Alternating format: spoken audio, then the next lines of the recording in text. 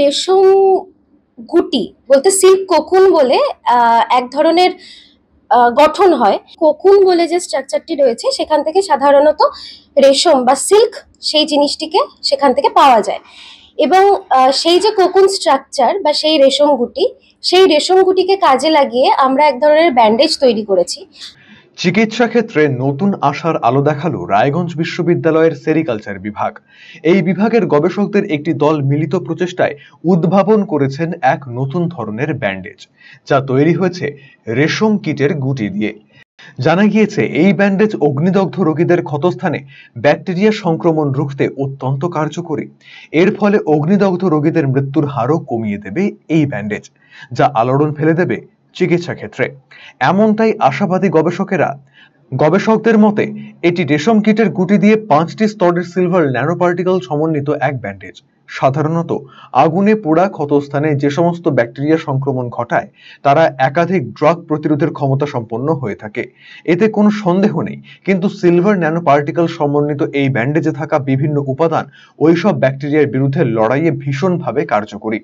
মূলত কেন্দ্রীয় স্বাস্থ্য মন্ত্রকের পরিসংখ্যান বলছে ভারতে প্রতি বছর 70 লক্ষ মানুষ অগ্নিদগ্ধ হন, এর মধ্যে 1.5 লক্ষ মানুষের মৃত্যু হয়, যার বেশিরভাগ ব্যাকটেরিয়ার দ্বারা রক্তে ইনফেকশনের কারণে।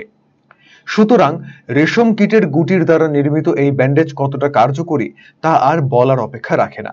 সম্প্রতি এই আবিষ্কারের পেটেন্ট পাওয়ার জন্য গবেষকেরা কেন্দ্রীয় সংস্থার কাছে আবেদন করেছেন।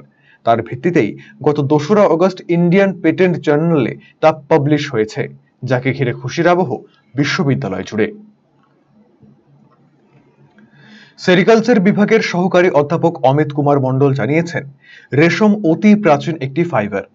সিল্কের মধ্যে মূলত ফিব্রোইন এবং সেরিসিন নামে 2 ধরনের প্রোটিন পাওয়া যায়, আর রেশমের গুটির আমাদের ত্বকের সঙ্গে খানিকটা সামঞ্জস্য রয়েছে। তাই এই ব্যান্ডেজ ক্ষতস্থানে একটা অক্সিজেনিক এনভায়রনমেন্ট তৈরি করে তাতে ক্ষত তাড়াতাড়ি শুকোয়। এ কারণে কোকুন দিয়ে ব্যান্ডেজ তৈরির পরিকল্পনা করা হয়। বর্তমানে অগ্নিদগ্ধ রোগীদের জন্য যে ব্যান্ডেজ করা হচ্ছে তাতে ক্ষত শুকোতে 18 থেকে 21 দিন সময় লেগে যায়, কখনো বা তারও বেশি। কিন্তু তারা সিল্ক কোকুন দিয়ে ব্যান্ডেজ তৈরি করেছেন, সেটা 8 থেকে 10 দিনের মধ্যেই আগুনে পোড়া ক্ষত শুকিয়ে দিচ্ছে। বিষয়টা হচ্ছে আমরা একটা ন্যানো কনজুক্টিভ একটা ব্যান্ডেজ বানিয়েছি। এটা আমরা সিল্ক কোকুন থেকে বানিয়েছি, মানে আমাদের সিল্কওয়ার্ম কোকুন থেকে বানিয়েছি। তো এই কোকুনটা অ্যাকচুয়ালি আপনি যদি জানেন, সিল্ক হচ্ছে সব থেকে ট্রেডিশনাল একটা ফাইবার অফ হিউম্যান ম্যানকাইন্ড।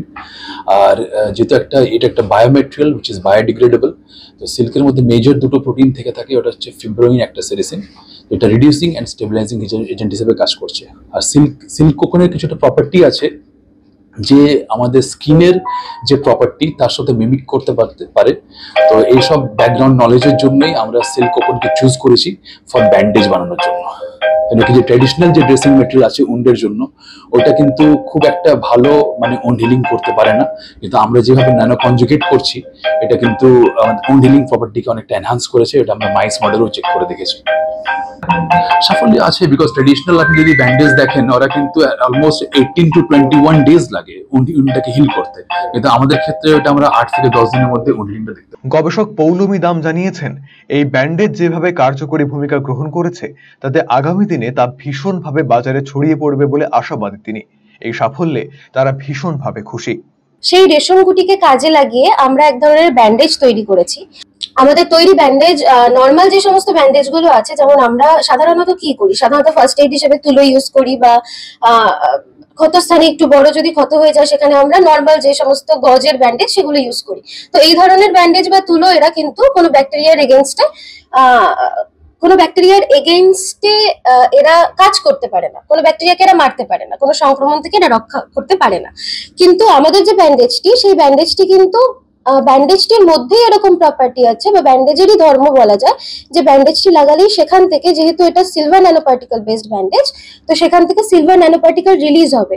এবং সেই ক্ষতস্থানে যদি প্রথম থেকে এটা ইউজ করা যায়, তাহলে আমরা এটাও পেয়েছি যে আমাদের এই ব্যান্ডেজটা হিমোকম্প্যাটিবল আর সাইটোকম্প্যাটিবল। তার মানে এটার দিয়ে রোগীর দেহে কিন্তু কোনো রক্তকণিকারও কোনো ক্ষতি হবে না যে সময় উন্ড হিলিং হবে, আর দেহের কোনো কোষেরও কোনো ক্ষতি হবে না, বা একদম মিনিমাম ক্ষতি হবে বা হবে না বলা এলেই চলে। তো সেক্ষেত্রে এই ধরনের ব্যান্ডেজ যদি আমরা ইউজ করি, তাহলে আর্লি প্রথমেই মানে একদম প্রথম ক্ষেত্রেই ব্যাকটেরিয়ার সংক্রমণ রুখে দেওয়া সম্ভব। এখন অবধি কি পর্যায়ে আছে এই পরীক্ষা বা গবেষণাটা? এখনো পর্যন্ত আমাদের কাজটি হয়ে গেছে, কাজ শেষ হয়ে গেছে এবং আমরা পেটেন্টের জন্য ফাইল করেছিলাম। সেটা গত সপ্তাহে রায়গঞ্জ ইউনিভার্সিটির পক্ষ থেকে ফাইল করা হয়েছিল এবং গত সপ্তাহে ইন্ডিয়ান পেটেন্ট জার্নালে এটা পাবলিশ হয়েছে। RCTV সংবাদ, রায়গঞ্জ।